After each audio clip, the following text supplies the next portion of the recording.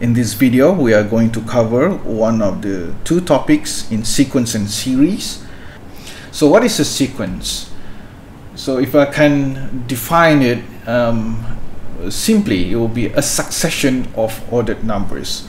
So for example, I would say this sequence is ordered.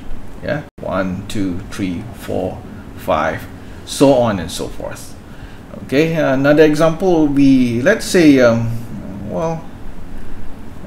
even numbers, starting from 0, so on and so forth. A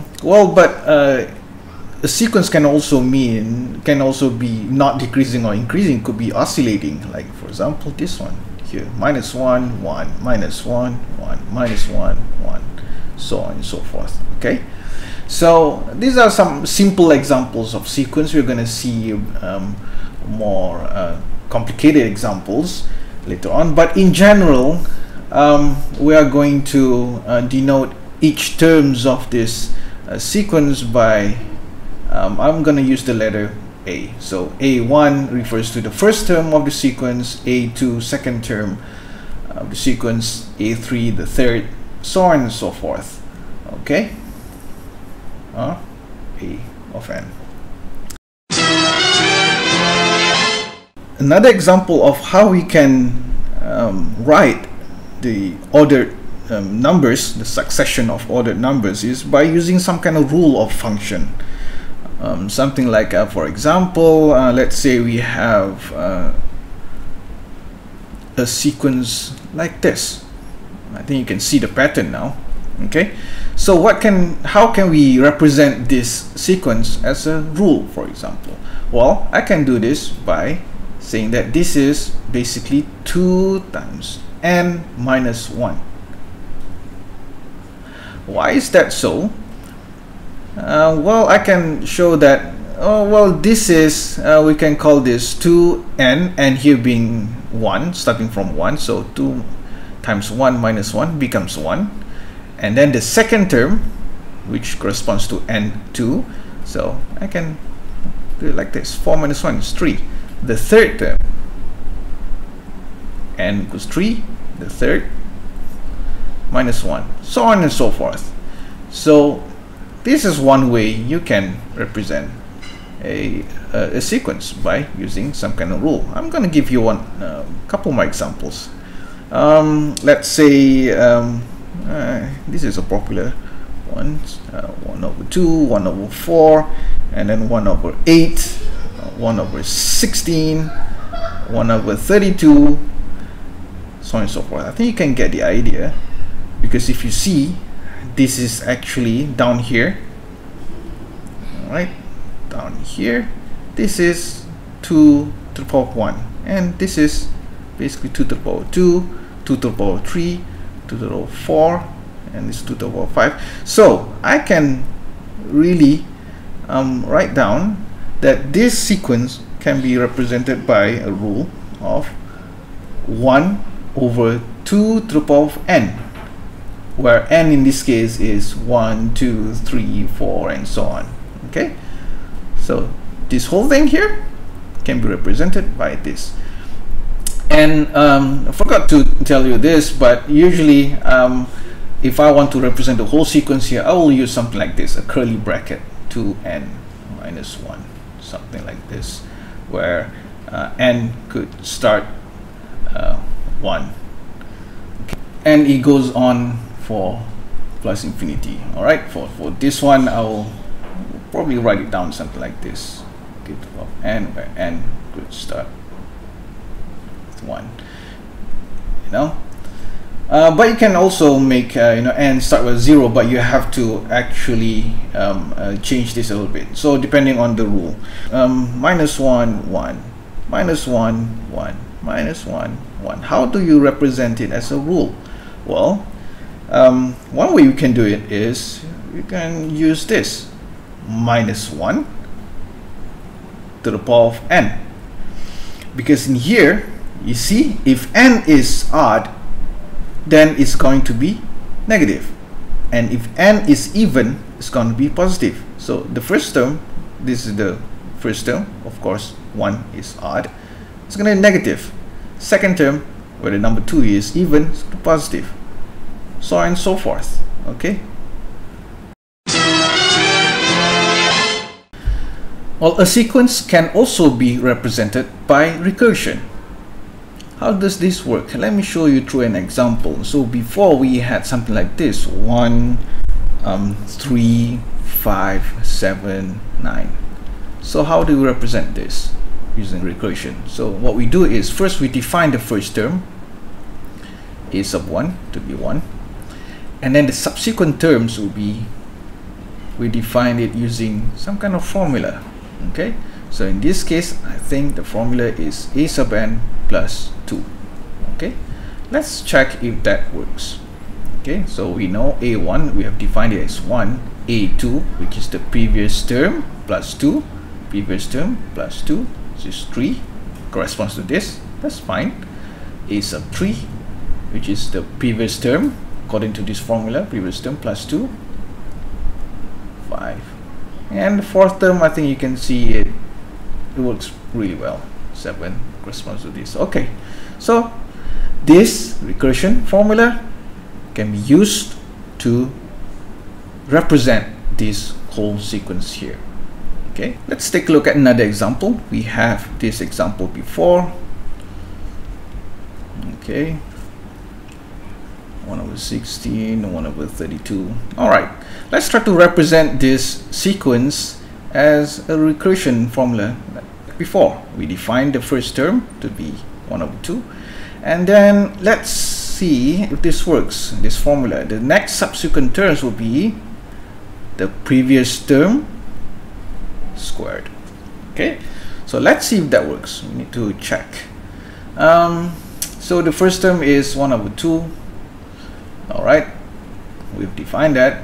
The next term should get 1/4. So according to this formula, it's the previous term squared. Okay, it's 1/4. That's nice. Let's look at the third term. The previous term, power of 2 squared. Wait a second, this is 1/16. Our third term should be 1/8. So maybe this doesn't work. Alright, maybe this formula doesn't work. Let's try a different formula.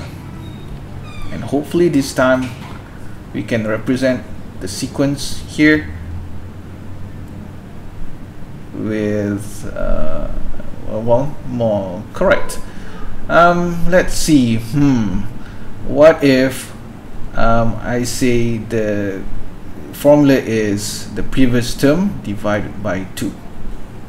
Okay, let's see if that works. So a2 will be the previous term, which is half, divided by 2. Okay, divided by 2, this will come 1/4. Alright, that works. The third term, the previous term, divided by 2 again. Alright, that works. The next term is the previous term divided by 2 again. I think this is gonna work. Alright. Yes, I think this can work pretty well. So we found our recursion formula.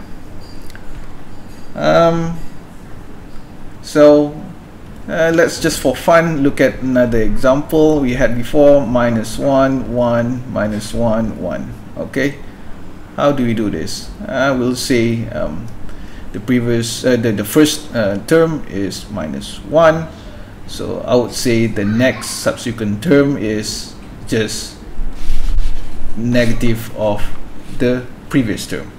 I think this should work. Okay, let's see. So a1, okay, is -1. A sub 2 is minus of -1, which is 1. That corresponds to that. A3, minus of the previous term. So that's correct. And I think you can use this formula. Okay, which is 1, corresponds to this, and so on and so forth. Alright, now let's talk about limits of a sequence. So we have studied limit before, so I hope this is not too big of a jump for you. Okay, so a sequence, I'm just going to use this symbol explained before. Sequence is of n is said to converge. Okay, this is an important word. You're gonna use this often. To limit L. Okay. If given any small number, so usually when you say small number, I'm gonna use the epsilon, but that number is positive, a small positive number. Okay, there is a positive integer, so let's call this positive integer n. Okay, such that when you find the difference between the these two number a sub n minus the limit, okay, and that difference is going to be smaller than this number before, okay, for any n here in the positive integer which is larger or equal than n. Okay, so when n approaches infinity, okay, the limit of that sequence is L. Alright, so this means if it, in simpler words, if a sequence is converging, a sequence is said to converge to limit L, that means this. Okay, now what if we have a sequence and as n goes to infinity, positive infinity, we don't have any limit, it goes to infinity as well. So if the sequence, for example, does not converge, that means when n goes to infinity, it doesn't converge to L, to some finite limits. Okay, finite limit. Okay, we call this sequence to diverge. Okay, so what I'm doing here is basically I'm just defining these two words, converge and diverge, to a sequence. So let's say as n goes to infinity, sequence, and then we let's say the a sub n is converging to a limit, we say that sequence is converging, or is said to converge to L. But if you, let's say the sequence as n goes to positive infinity, the term also goes to infinity, we say that the sequence is diverging or to diverge.